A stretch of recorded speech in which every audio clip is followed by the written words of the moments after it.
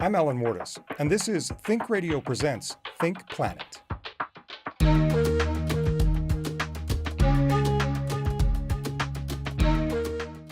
My guest today is environmental attorney Suzanne Ewy. You have a genius and you have a passion, and the most important thing is for you to go out and give it away. In this culture, we think of our currency only as money, but there are multiple currencies. The currency of money is very important, but it's the currency of love and the currency of family and the currency of mission and the currency of generosity, the currency of ecology and time and all of those things. Welcome to another great conversation on Think Radio. Think Planet is made possible by support from the Western Colorado University School of Environment and Sustainability, empowering future change agents to foster ecologically resilient, economically sustainable, and socially just communities throughout the world. If you like Think Planet, then I know you'll enjoy the other shows in the Think Radio Presents family of podcasts. Think People, a celebration of just how amazing people can be.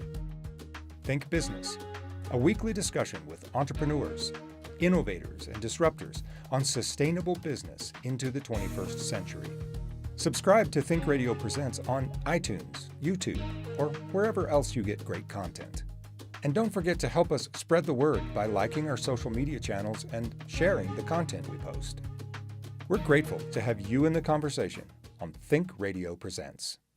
Ewy is Executive Director of the Coldharbour Institute, a Central Colorado nonprofit that promotes sustainability and resilience through environmental, social, and economic solutions.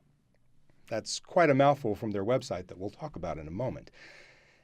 Ewy earned her law degree from Seattle Law School and her master's in environmental science and law from Vermont Law School.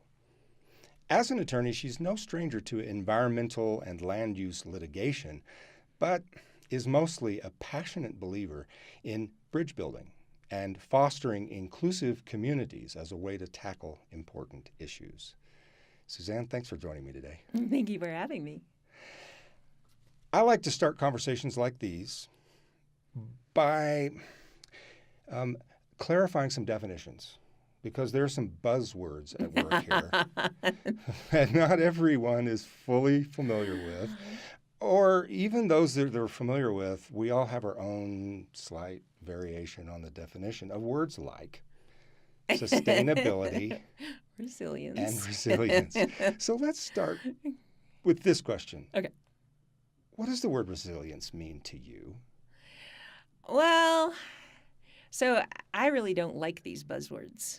Well, this is a good place to start then. Tell us why. Okay, so when you look, so I did a little research here. When you look at the definition of resilience, right, the capacity to recover quickly from difficulties, toughness, the often remarkable resilience of so many British institutions, blah, blah, blah, the ability of a substance or object to spring back into shape, elasticity. You know, is that what we want? It's sort of the same thing with sustainability. I mean, or conservationism. It's like, what do we want to conserve? Do we want to conserve what is now? Do we want to sustain what's happening now? Do we want, in our resilience, to snap back to what is now? What do those mean? And they get said so many. Remember when you were a kid and you'd have those games where you'd say a word over and over and over and over until it didn't make any anything? Sense. Yeah. Well, my problem is that I hear so much about this resilience and this sustainability and this conservationism and stuff, and I don't understand what they're talking about. And that might sound a little strange, but I don't understand what they're talking about. So, well, which, as I say, makes this a great place to start, because right. You're the executive director of an organization that is set out to foster these things. And so, right. But I really think this is an important question. I do too. Language is so powerful. It is so but powerful. It can also be so misleading, and it can mean so many different things to different people. So let's come back to that question. Yeah. Okay, you don't like these words, but as you imagine what resilience can and should be, right, as a concept, not as a word, yeah, what is that? So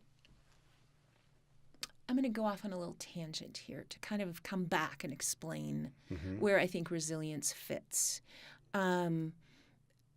So a friend of mine who's an older fellow, he was talking to me and my daughter May, and May was about 15.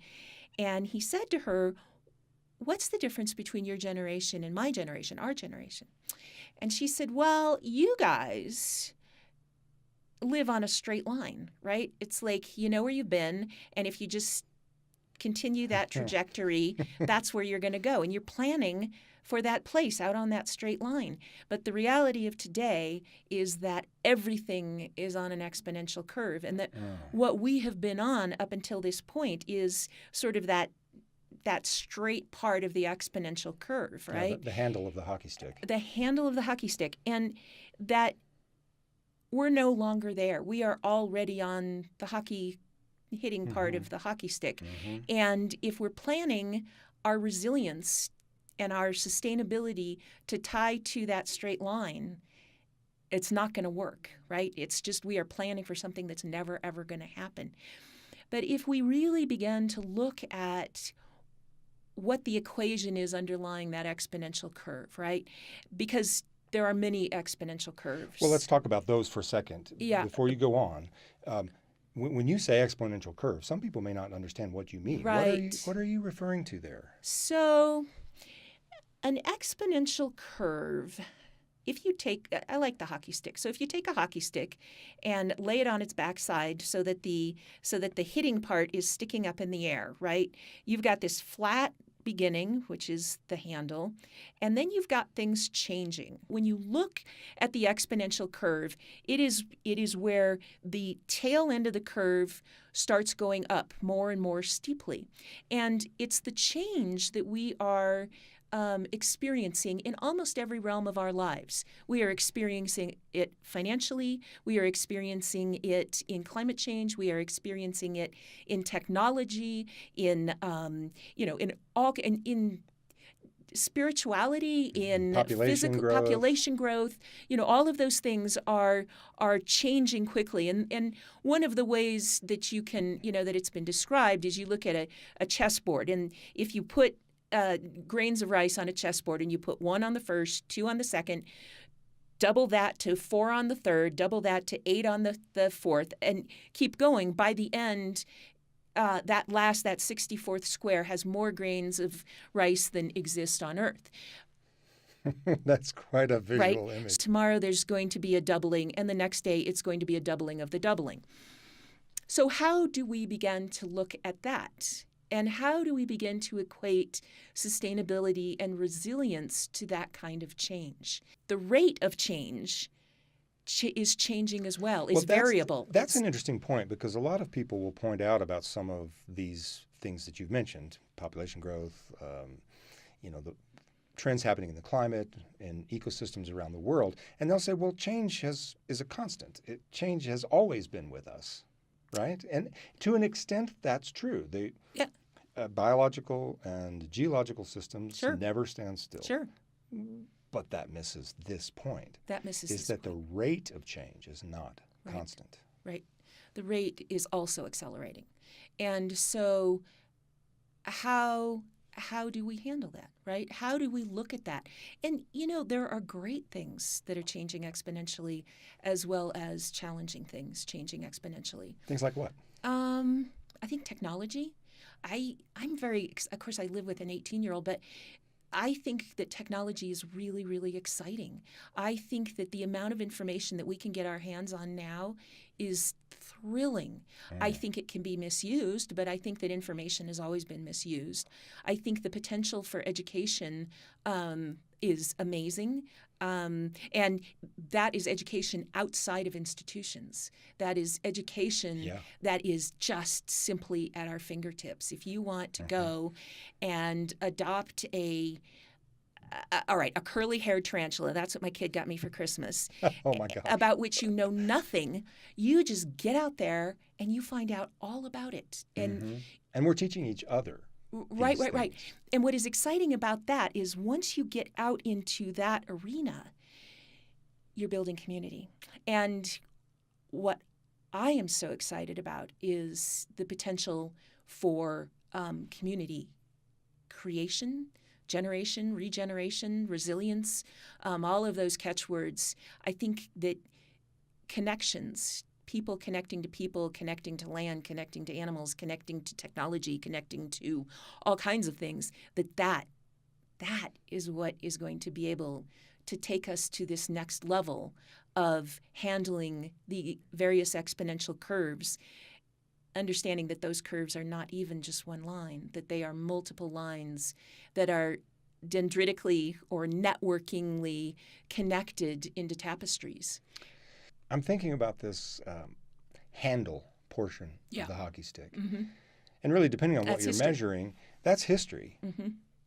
Throughout history, population, let's take that as an example, has just grown at a nice, steady rate with some little blips and dips and valleys here and there. But for the most part, it's been easy to perceive that as a constant state. Mm-hmm. But then something happened along 200-300 years ago. We had the Industrial Revolution, well documented as something that has actually actively broken down connections. Mm-hmm. When you left the family farm working together with people and went and stood at your place on the assembly line, connection was one of the first things that was lost. Right. And so I'm very interested in your daughter's insight that the difference between my grandfather's generation, or even mine, and what children are growing up with today is they've never known that steady state. No, not in anything. And so do you think that one of the challenges we face today is that a large portion of the population is stuck in apparent steady state thinking? Yeah. How do we overcome that? When we're talking about, it's not just a method for doing something, it's how we think. Yeah. And I think that fundamentally it's complexity, right? How do we teach? How do we learn? How do we experience and share those experiences about complexity? And I think that our culture loves simplicity. We love to be told the answers. We love to have guardrails on our lives. We love to have rules and regulations and people telling us this is what you can do and this is what you can't do. We all have our little, places where we run the stop sign, but in general, we love that. We love the fences. Well, we like there the to be winners and losers and nothing in between, right? We like there to be plot lines that can be wrapped up within an hour. It's not our perception of the end goal, because you should have a goal and you should plan that goal well. But I can assure you that that's not where you're going to end up, right? And that it's not going to be a straight line getting anywhere near there. And that we are so much more successful if we account for complexity and we plan for complexity and we are able to take the challenges that come with that complexity and be able to analyze them, to say, okay, and when you say winners and losers, we see failure as a bad thing. And failure is a beautiful thing. It's interesting. We see death as a bad thing, right?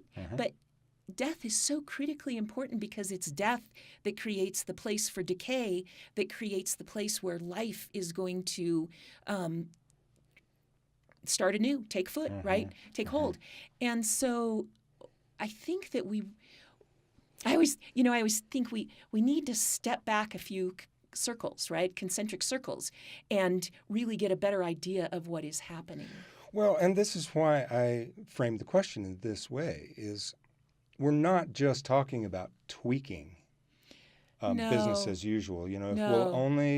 If we could only recycle more, or if we could only reduce our carbon footprint in these particular ways. No. the project really is much larger than It's, one of the things that Coldharbour does is we work with a global organization called the Suzanne Institute, and it's an organization that promotes regenerative management in ranching. We look at ranching in the whole, right? We look at it from an ecological point of view. We look at it from a social point of view. How is your family doing? What needs to happen? We are looking at it from a financial point of view. All of those things are tied together. And in order to make those things work well, we need to understand our lands, and we need to understand the impact, the ages-old impact, right, of grasses and animals, because they evolve together. But we need to look at, all of the input. What does the soil look like? What is the diversity of the grasses? Which animal is out there? How much do they poop and pee? And how much do they work with the soil surface so that, the little bit of water that we may get comes in and enters the system, right? How do we build the roots so that the grasses can grow? Well, and it occurs to me that before you even begin asking yourself those questions, right, you have to admit that there's a possibility that how we graze animals on the land could be better. Right. That it's not just a bad thing, right? And this is where we're coming back to that dichotomy issue. We like winners and losers. We like black and white. Right. And so the environmental community, for instance, has been really quick to label grazing as just simply bad. As bad. And, the bottom line is that it may be that if everybody kind of becomes a vegetarian and nobody is engaging in the active use of large animals on the grasses, that we will lose our grasses. If you rest land too much, it dies. If you overgraze it, it dies. If you use a systems approach to your land and your animals and your family and your finances, it is possible to put all this together. One of the beautiful outcomes of that is that grasses are one of our greatest potential carbon sequesters that there are. Grasses and soils. Healthy grasses and soils have, they hold huge carbon. So that is all very interesting, and we've been working with that, deeply, but out of that movement came a movement from one of the people who really helped build the business model for Suzanne Institute so that it also was holistically managed, and it also, as an organization, looked at, the home base as soil, right? How do you grow a regenerative business out of the same principles that you use when building a beautiful ranching operation that can sustain systems, right? But how do you then begin to see, to act around people as the fundamental soil that you have? What is, and one of the things that we talk about is, what is your genius? And I'm not talking about IQ, and I'm not talking about, that thing that you What is it, that thing that you do? Lights you up. Yeah, Alan, you connect with people and you build stories, right? And you help people express their stories, right? That is your genius, right? So there are people whose geniuses are breaking down numbers, right? They love numbers, and they are passionate about numbers, and that is their genius. There are people who are geniuses at working with children. There are people who are geniuses at building technology. And if you and let's make a point here. Everyone has something. Everyone has a genius. Are genius at. And the important part is to understand as an organization what those geniuses are, and then build roles around the geniuses. So you don't have somebody who is a storyteller doing the books because they hate the books, and the storyteller, they're not good at it. all they want to do is do the books. And, it's interesting. One of the things that I found as an attorney, and I have not been an active attorney for many years, but one of the things that I found working in northern Alaska, up in what is now was Barrowed, is now Utqiagvik, is that I loved contracts. I mean, my whole background has been science and working with people and community building and being out in the wilderness, and I found I loved doing contracts. So they had Who me. knew that could be so interesting? Who knew? But through that, I got to buy and sell helicopters and jets and fly all kinds of crazy things around the North Slope and work to build whaling research methods. And so the important thing is to understand this. And so if we go back then to how are we going to do this and how I don't think we're going to be able to tweak organizations. I think we are going to, I mean, of course we can, and we can always do better. And within organizations, there are concepts that you can use. Be decent, right? Work with people's passions, all of those things. However, I think that the best way to do this is to really fundamentally understand that we are going to have to change. And I don't think it's our decision. I think the decision has been made. I think the die is cast that we are going to have to change. Well, we are going to change. Well, so justify that statement. Well, because that could be interpreted as pessimistic. No. Well, yes, it could be. It could be. I have never been a pessimist. So that's why I pointed out, because I don't see you that way. Why do you say you think we really don't have a choice here? I think our physical world is in tremendous jeopardy. There is also a fundamental choice that we're going to have to make about morality. And I think those two are connected. I think that human beings, there are many human beings that are very, very connected with the earth, but I think there are more human beings now who are not connected to the earth at all, in cities, in different ways than has ever been before. And, it's interesting that there are many indigenous languages where there's no difference between the word me or I and the earth. It's the same word. And so when we talk about reconnecting with nature, it really is. It is reconnecting those fundamental ties of I am the earth. And I don't mean that in a, what's the word? I don't mean it in a kind of a woo-woo sort of way. I don't mean it in a woo-woo, because I am not a woo-woo person. But I think it's really important that we really understand that our actions affect the earth. And I know there are a lot of people who don't want to admit that, even in the face of huge hurricanes and storms and floods and fires and droughts, that things have changed, that the hockey stick, what do you call the hitting part of it? Yeah, the business end. The business end of the hockey stick is, we're traveling up that, and it's getting worse. So what are we going to do? And I think we're seeing where our governmental structures are not dependable anymore, right? Well, and this is why I say perhaps it's because they were built back on the handle of the hockey stick. I know. Who's running our governments? And so the structures, really, what can you expect of them? They weren't designed to deal with the conditions that we're facing today. I think the solution is coming from our kids. And I think the challenge with that is that we denigrate our youth terribly. Oh, the millennials this, and I work with millennials all the time, and I love them.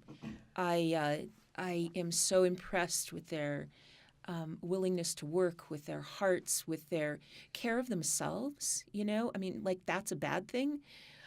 They have taught me, all my life, working a 60-hour week is normal. I work all the time. And that sacrifice is something noble. That is extractive, and it is not noble. And they have taught me that, it's really important not to do that, to have peace and joy and maybe a little frivolity sometimes. All the while, walking alongside, working hugely hard, having, enormous passion and care for the things that they're doing. Anyway, yeah. Well, what a concept that we might actually enjoy life rather than just work for some future enjoyment after retirement. I mean, that's a model that clearly is broken. Yes, and especially if what we are doing isn't even working towards what is going to be the future. It's working towards some trajectory that isn't even going to exist. Yeah. It's not all handle on the hockey stick. No. Well, and what strikes me about that is in your description of genius and recognizing genius, the key players there were people. Oh, yeah. Really seeing each other as we Yes. are, really making room for each other in the process. That seems to be a lot what you're saying the millennials are teaching you. That's exactly is how to it. keep people in the middle of the mix. Right. And I'm seeing more and more that in order to do this, local is critical. Home, self, the earth. If the earth is us, the earth, it comes through us, spreads to our children, spreads to our neighborhood, spreads to our communities and our towns. But when we begin to look at how we need to move forward, it has to be through each other, and it has to start local. Well, let's stop there because I love that word local and I love that concept because it's not even possible after a certain growth. Right? I can't have that kind of connection with people 1,000 miles away. Now, we can find common cause, but not the kind of connection that you're talking about. I can't know what their genius is, and they can't know what mine is. Right. That has to happen on a community level. It's that interaction that has to do with people, but it also has to do with understanding that same interaction takes place in every local. There are locals everywhere that have similar veins running through them to our local. And that's what I find so interesting about the work of Coldharbour. Yeah. Because you're working on solutions to these really complex and big issues, mostly by facilitating those who are doing the work, right? And I love that approach. You're not trying to do it all yourself. Oh, no, because you're being helpful to those who that is their genius, that is their passion. We are not just helpful to them, that they are helpful to us. Sure. And it is that interchange, that exchange that is critically important in any work. But because Coldharbour is located here in the mountains of Colorado, at 8,000 feet, you could easily say, well, so what? I live in Arkansas. Right. But that's not the point at all. No. But these solutions can work everywhere because people are at the center. That there really aren't any technical answers that are going to save us at this moment. No. Because as you've suggested, the future is changing rapidly. What we expected last year is not what we can expect next year. Yeah. The science is clear. The trends are clear.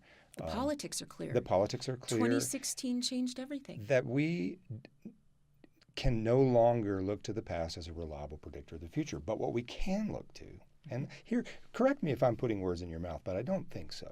What we can look to is ourselves. If we pay attention, if we embrace this complexity. Well, we're almost out of time, and I wish we weren't because I think we could talk for a long time. But I want to leave with this question. As you look out at the nation, or the world for that matter, and you realize that there are communities everywhere looking around at the problems that they face, what lessons have you learned as executive director of Coldharbour that you could pass on? And I don't mean an instruction manual. I mean at the philosophical level. What would you say to those people who are sitting around trying to decide what the path forward might be for them? I would say you have a genius and you have a passion, and the most important thing is for you to go out and give it away. That there are, in this culture, we think of our currency only as money, but there are multiple currencies. The currency of money is very important, but it's the currency of love and the currency of family and the currency of mission and the currency of generosity, the currency of ecology and time and all of those things. And I think that it's really important that we balance all of those currencies, not just money, and then we're truly rich. A lot richer than we think we are. Oh my gosh. And I think that if you just get out and donate your time and your heart to something, go read with a kid, go help a rancher clean out his or her ditches, go do something. Don't sit around. As much as I love technology, the other thing about technology is that it can suck you down into that wormhole. So I think it's the balance, Also understanding that the technology can create community as well. We could not do what we do without it. But I say, give of yourself. Yeah. Go out and give and work on those other currencies and begin to understand your genius and then give it away. And connect with kids. They are... They'll teach you. They erase wrinkles. Well, so let's leave with this idea then, that the traditional definition of resilience, as you pointed out, is snapping back. Yeah. Let's reframe that to say that resilience is the capacity to snap forward. Yeah, in fact, I put that down here, that the old resilience is springing back into whatever you were. The new is regeneration, generation springing forward. Look, as part of finding your passion, look at what is new, what is coming, how can I grab that, how can I, And how does my genius fit in? How does my genius fit in? Yeah. Suzanne, thanks for coming in today. Oh, thank you, Alan. I just love talking with you. Likewise. Yeah. Thanks for watching. Join us next week for another great conversation on Think Radio Presents Think Planet.